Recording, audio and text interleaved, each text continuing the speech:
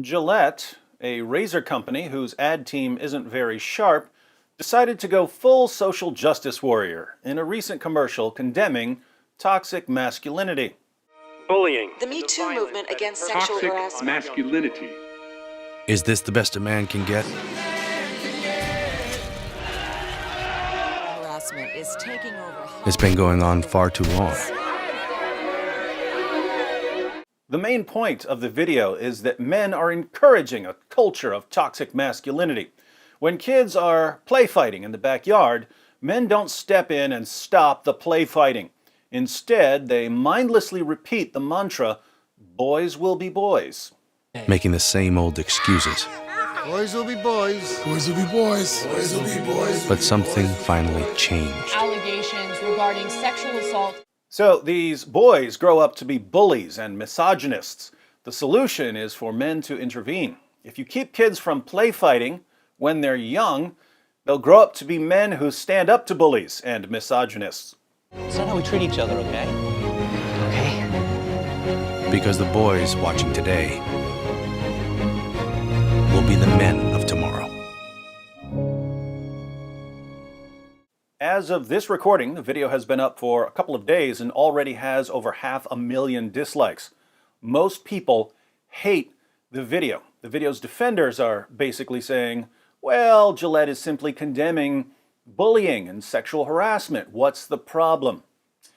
Critics of the video point out that Gillette is laying the blame for these behaviors at the feet of dads who encourage this culture of toxic masculinity by saying boys will be boys when their kids are showing signs of developing masculine traits. Critics of the video also insist that if you want men who stand up to bullies or who stand up for women, you need men with some very masculine qualities. If some guy is beating his girlfriend, the kind of man who is going to step in and stop him is going to be assertive and aggressive and courageous. These qualities are developed throughout life, even in childhood, during play fighting, or sometimes real fighting.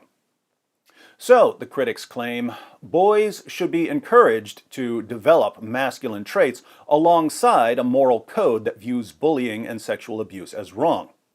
The response of the day, however, goes to Imam Tawhidi, who sent this tweet to Gillette. Hi, Gillette.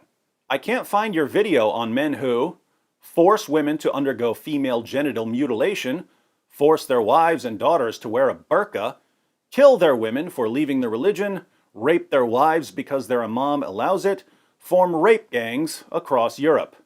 Thank you.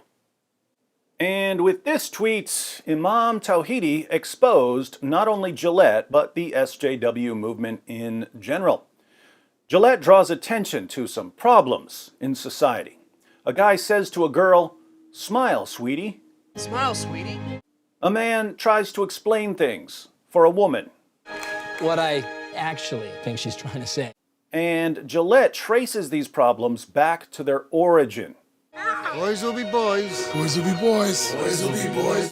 But there are bigger threats to women in the world than a man saying, "Smile, sweetie," or explaining what she means. There are places where men will throw acid in women's faces for not dressing like a frumpy ninja. There are places where a girl will be beaten to death by her own father and brothers for walking down the street without a male escort. There are places where women are in prison for being raped because they couldn't prove that they've been raped thanks to the legal restrictions on the reliability of their testimony. There are places across Europe where gangs of men believe that it's perfectly acceptable to rape young girls as long as these girls come from a different religious background. If Gillette and the social justice warriors and feminists who took over their advertising team are really against toxic masculinity, we all know where they can find a lot of it. And yet, not only will these social justice warriors and feminists never condemn the world's greatest source of true toxic masculinity, they'll attack you for condemning it. They'll call you a racist and a bigot and a hate monger for condemning the ultimate source of toxic masculinity. And that's how we know that Gillette's real goal isn't to protect women or to stop bullying or to help men become the best men they can be. Instead, they're posturing. They're trying to show everyone how woke they are because it will earn them the praise of SJWs and get their business prominently displayed on all the woke websites. They think it's going to make them money through cheap advertising. This shows, yet again, that the businesses that are making these kinds of commercials are not SJWs, they're SJPs, social justice profiteers.